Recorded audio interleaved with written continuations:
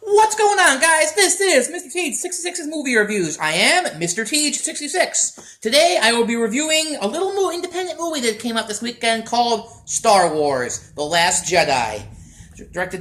Written and directed by Rian Johnson. Now, those who know me know I am a huge Star Wars fan. In fact, that may be an understatement. It's borderline an obsession. I mean, for crying out loud, I own the illustrated schematic book that I've had since I was a teenager. So that should say something right there. So I went in this movie, of course, with a huge amount of expectation. I liked The Force Awakens.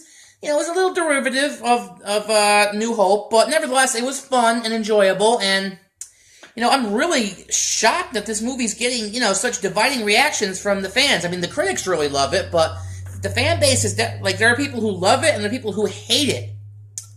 And maybe I can kind of see why they do take some narrative chances in this movie, but I absolutely freaking love this movie. It's not perfect. I'm gonna go into spoilers in this movie, because some of my negatives and, you know, things like that are spoilers, so warning, spoilers are coming.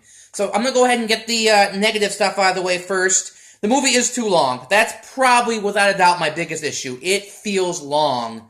They definitely could have cut out about 15 minutes. There's a sequence where Finn and, oh god, I forgot the name of the character, the Asian girl that he teams up with, they go to this like casino because they have to find a code breaker to get to do all this stuff, and it's almost too complex. It really was kind of dull, and the pacing dragged because of it. I do agree with most of the reviews have noted that, and I have to agree.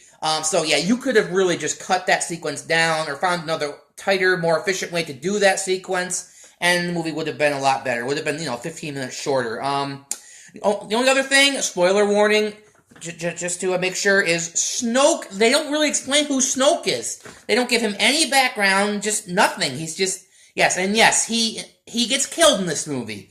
Which was pretty awesome, by the way. The way Kylo Ren used Luke Skywalker's lightsaber and just cut him in half, that was badass. I love that. But, you really don't get any character motivation for why he's doing this. I do reserve the right to change my mind, because there is another film coming, and maybe they'll explain it in that film.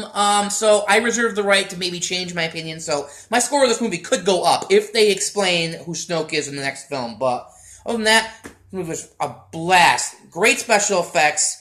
The cast was first rate. Daisy Ridley is a star. She owns the screen.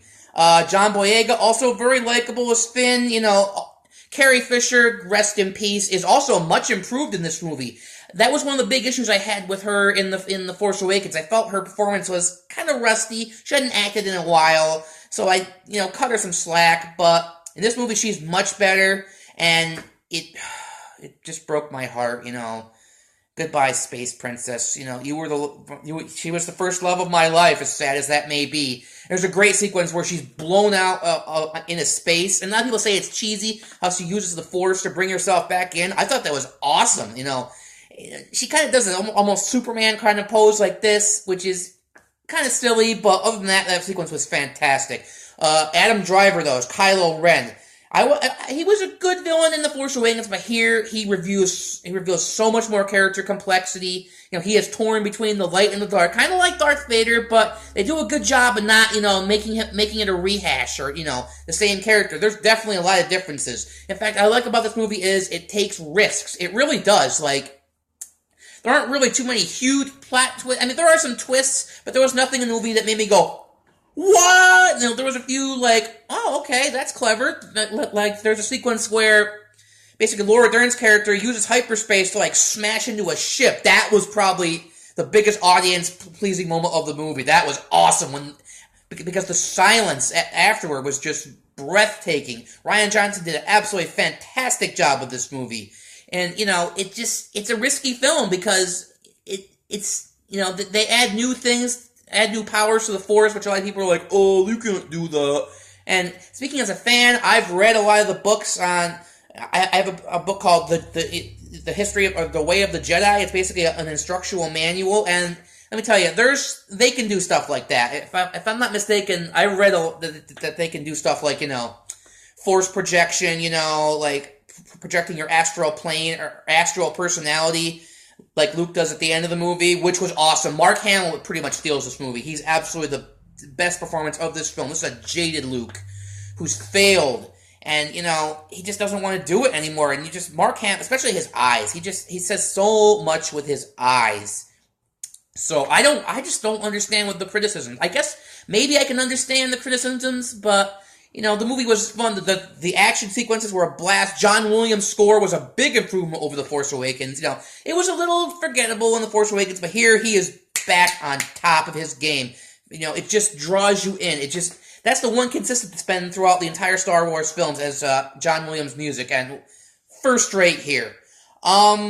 Yeah, overall, this movie was an absolute blast, and I do understand why some people are pissing and moaning about it, because it is different, but the movie basically, one of the themes of the film is you have to let things go. You have to put things in the past. I've loved Star Wars my whole life since I was probably 8 years old, or 7 maybe, and, it's not the same world anymore. I'm not the same person anymore that I was when I was, in my 20s, when the prequels came out, or even when the original films came out.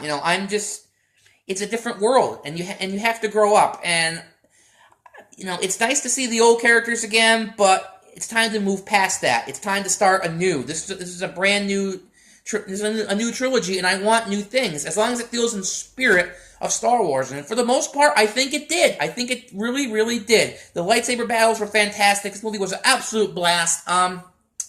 Rating-wise, I would give this an 8.9. I really thought this movie was great.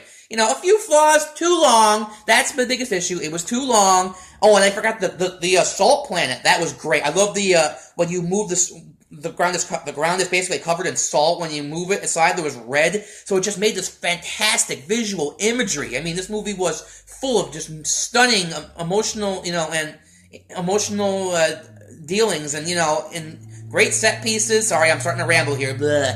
But anyway, yeah, 8.9. This movie was a blast. I absolutely recommend it if you're a Star Wars fan. I'm sure you've probably already seen it by now. But this is MrTeej66, and I will see you next time.